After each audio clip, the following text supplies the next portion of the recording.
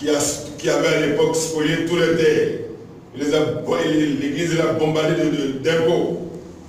Non, ça, l'église, nous, on en a assez. Donc, ils ont commencé à gérer leur propre vie. Et ils ont dit l'église à part, l'État, la République à part. C'est dans cela qu'ils ont refusé tout contact avec la parole de Dieu. Ils ont dit non, on ne veut plus entendre parler de Dieu ici. Celui qui veut parler de Dieu dans sa maison, il va parler de Dieu dans sa maison. Là, il peut parler de Dieu. Ici en public, il parle de Dieu ici, c'est laïque, c'est l'État, la République, avec les lois de la République. Donc ils nous ont sorti ce qu'on appelle la loi positive, la loi qui gère la République.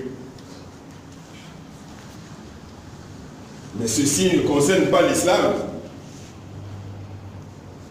L'islam est régi par la loi sacrée. La loi sacrée, c'est la loi révélée par le Seigneur au prophète Mohammed sallallahu alayhi wa sallam. Et cette loi est une loi totale, une loi intégrale qui régit toute la vie humaine. De l'enfant au vieillard, de la fille à la femme. La société en général est totalement régie par la loi sacrée, du début à la fin. Ce qui fait que les Occidentaux n'ont pas perçu le revenu universel révélé dans le Coran depuis 14 siècles. Sinon, ils auraient compris que cette loi sacrée-là, la zakat, imposée aux gens humains, est une solution aux gens, pour le genre humain. Une solution pour permettre aux gens humains de vivre décemment et d'adorer le Seigneur de manière effective. Puisque Dieu a révélé l'homme, Dieu a créé l'homme, pardon, et Dieu lui a révélé ce qui lui revient comme droit. Le droit d'Allah, d'abord. Avant de parler des droits de l'homme, nous devons parler des droits du Seigneur qui a créé l'homme. Référence au revenu universel qu'est la zakat, parce que le revenu universel dont on parle en islam, quand on parle de la zakat, c'est-à-dire le revenu sur les biens du musulman, et du non-musulman, de l'être humain. En dehors du revenu sur les biens, qui est la zakat sur les biens, sur les richesses, il y a la zakat sur l'âme. Donc Dieu a mis le terme zakat sur les biens de l'homme et sur sa propre âme. Qad aflaha man zakaha, celui qui aura purifié son âme, et bien celui-là connaîtra la réussite. Celui qui aura conservé son âme pour lui-même, eh bien il perdra. Parce que Dieu a révélé l'âme pour être purifié. Et l'homme, et Dieu dit dans le Coran par ailleurs, ne vous purifiez pas vous-même. Dieu seul sait qui parmi vous a la crainte d'Allah. Parce que je vous ai dit que la purification relève d'Allah. Et elle est effectivement opérée par Rasoul sallallahu alayhi wa sallam. C'est dans cela que Dieu dit dans le verset qui concerne la zakat, ô Mohammed, prélève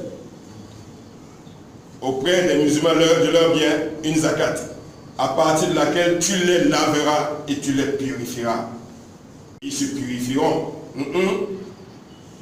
Dieu a dit prélève de leurs biens une zakat, à partir de laquelle tu les laveras et tu les purifieras. Là-dedans, il y a un enseignement immense qu'il faut chercher à connaître. Donc, ça c'est pour les biens. Maintenant, au niveau de l'âme, Dieu dit, j'ai créé votre âme pécheresse. Votre âme est instigatrice du mal. C'est moi qui l'ai créé comme ça. Moi, Dieu, j'ai créé votre âme instigatrice du mal. Maintenant, vous devez purifier votre âme. Comment purifier l'âme? Comment savez-vous qu'il faut purifier l'âme? Il faut s'en remettre à Muhammadou. Sallallahu alayhi wa sallam. C'est lui le spécialiste de la purification de l'âme. C'est lui qui sait comment votre âme passera de la première transfiguration à la 7e transfiguration. Comment l'âme passera de Nafsul Ammaratu Bisu'i à Nafsul Lawama, à Nafsul Mulhima, à Nafsul Mutma'inna, à Nafsul Razia, à Nafsul Ma'zia, à Nafsul Kamila. Voilà les 7 transfigurations de l'âme. Mais si vous ne suivez pas la voie de Muhammad, sallallahu alayhi wa sallam, vous ne connaîtrez pas cette purification. Donc pour nous, il n'y a pas de cloison en islam. Tous les domaines sont régis par la loi sacrée. Tous les domaines de la vie, du début à la fin, sont régis par la loi sacrée. Parce que lorsque vous prenez un verset du Coran, ce verset du Coran, il faut le prendre à la lettre. Et vous allez aller à son esprit pour le comprendre, pour illuminer les 7 lettres. Donc, à partir d'un seul verset du Coran, vous devez savoir que chaque verset du Coran a une implication dans la réalité divine. Donc, la loi sacrée musulmane n'est pas une loi avec laquelle on peut jouer ou on peut louvoyer, avec laquelle on peut traiter avec des inventures. Bon, si on veut, on applique, si on ne veut pas, on n'applique pas. Mais non, la loi sacrée, ce n'est pas ça. Il n'y a pas de demi-dieu, il n'y a pas de demi-obéissance. Soit on obéit, soit on n'obéit pas. C'est un choix. Vous êtes d'accord avec Allah, eh bien, vous prenez le chemin d'Allah. Si vous n'êtes pas d'accord, allez prendre le chemin qui vous plaît. Mais Dieu dit, celui qui viendra à moi au jour du jugement, avec une religion autre que l'islam, je n'accepterai pas. C'est dans le Coran, noir sur blanc. Pourquoi? Pourquoi Dieu n'acceptera pas la religion de celui-là qui viendra à lui au jour du jugement avec une religion autre que l'islam? Eh bien, je vais ramasser cela et vous faire toucher du doigt la réalité de ce verset-là. Consiste à la reconnaissance et à la restauration du droit d'Allah. Parce que si vous n'êtes pas obéissant, si vous ne suivez pas la loi sacrée de l'islam, comment pourrez-vous savoir les droits d'Allah? Vous ne pouvez pas. Parce que les droits d'Allah, toutes les autres lois ont été abrogées à partir du Coran. Donc le Coran est le seul livre aujourd'hui avec la loi sacrée du prophète Mohammed sallallahu alayhi wa sallam à vous faire comprendre quels sont les droits d'Allah et à les reconnaître et à les restaurer. Lorsque vous aurez suivi la loi sacrée de l'islam, eh bien vous pourrez restaurer les droits d'Allah sur la terre. Et lorsque vous aurez restauré les droits d'Allah, les droits de l'homme seront restaurés automatiquement et nous aurons sur la terre la justice et l'équité. Parce que lorsque vous restaurez la justice, les droits d'Allah, vous restaurez de la même manière les droits de chacun. Les droits des hommes, les droits des animaux, les droits des insectes, les droits de la rue, les droits des arbres, etc., etc. Chacun reçoit son droit. C'est cela un homme équitable. Et un homme de sagesse qui sait accorder à chacun son droit. Comment reconnaître le droit de chacun si vous n'avez pas la loi sacrée révélée par le Coran? C'est dans cela que Dieu dit, celui qui viendra après, à moi, là, au jour du jugement, avec une religion autre que l'islam, j'accepterai pas. Parce que celui-là n'aura pas respecté les droits d'Allah. C'est logique. Ce n'est pas une question de prosélytisme. Viens à l'islam qui veut. Non, ce n'est pas pour cela.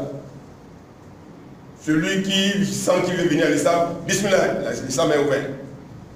On ne va pas faire, il n'y a pas de campagne d'islamisation chez nous. C'est terminé ça. Rasoul a dit, la vérité se distingue de l'erreur. Point de contrainte en religion. Si quelqu'un trouve que dans sa compréhension, son esprit est élevé, jusqu'à ce qu'il comprenne que les vérités premières révélées dans le Coran sont des vérités réellement de principe. C'est vraiment les vérités premières, c'est les vérités qui coïncident avec mon être profond. Quand je lis le Coran, je sens qu'il y a une osmose entre le Coran et moi-même. À ce niveau-là, vous allez à l'islam, vous retournez à votre origine. Lorsqu'on revient à l'islam, on ne va pas chercher une autre religion, on revient à sa origine, à sa religion première. La religion que Dieu a inscrite sur le cœur de chaque être humain avant de venir à l'islam, avant de venir sur la terre, c'est cela l'islam. C'est ce qu'on appelle le retour à la religion primordiale. Celle que Dieu a inscrite sur le cœur de chaque être humain avant qu'il ne vienne à l'existence pour m'adorer. Donc, pour m'adorer, je vous accorde votre subsistance. C'est cela, le revenu d'existence.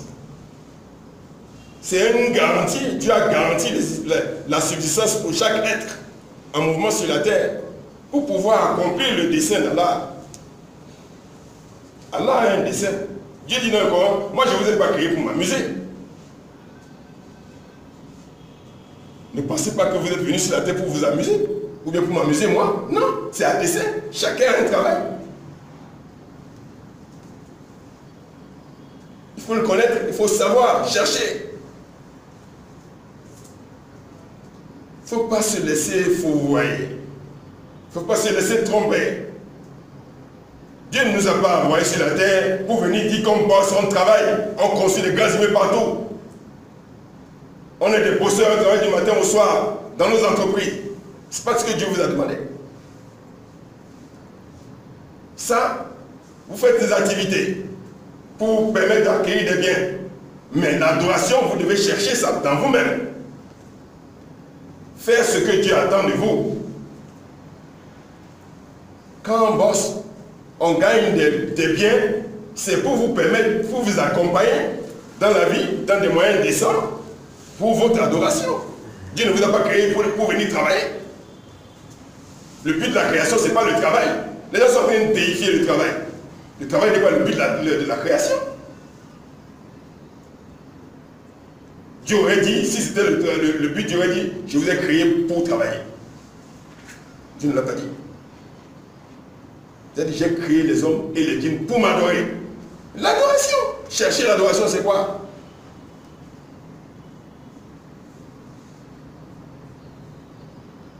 Vous avez vu ça? Donc, il faut changer complètement de paradigme. Il faut quitter les sentiers battus, tout ce qu'on nous fait voir à la télévision comme étant les valeurs. Les valeurs, c'est Dieu seul qui dit les valeurs. Et Mohammed les met en œuvre. Les valeurs sont étiquetées dans le Coran et Mohammed les a mises en œuvre à travers les hadiths, à travers sa propre vie. Celui qui dit que Mohammed ne lui suffit pas, et bien qu'il aille chercher son modèle ailleurs. Et on verra. Nous ne sommes pas venus Esnioro, là, nous ne sommes pas tombés de nulle part. C'est quelqu'un qui nous a fait. Et celui qui nous a fait dit, voilà comment je veux que vous marchiez sur la terre. Donc nous avons fait l'option de suivre notre Créateur et de suivre notre guide, Muhammadou sallallahu alayhi wa sallam. Ceux qui ne veulent pas suivre le Créateur et qui ne veulent pas suivre Muhammadou, eh bien qu'ils aillent où ils veulent, on verra bien. Mais le temps, l'instant présent, c'est l'instant de la vérité. C'est l'instant de la manifestation totale de la vérité. Dieu dit dans le Coran, Yaouman Touboula Sara, lorsque tous les secrets seront dehors, eh bien il n'y aura pas d'échappatoire pour quiconque. On doit revenir à la loi sacrée, à ce que Dieu dit. Aux valeurs édictées par Dieu, on les suit. Les interdits édictés par Dieu, on s'écarte de ces interdits. Et on avance, et on accomplit son humanité telle que Dieu l'a voulu. Il n'y a pas un autre chemin. Il n'y a pas une autre voie. C'est de respecter l'ordre du Seigneur qui implique la crainte d'Allah, la crainte de Dieu, et de suivre le modèle sublime que Muhammadou sallallahu alayhi wa sallam. Allahumma salli ala Muhammadin wa ala ali Muhammadin. kama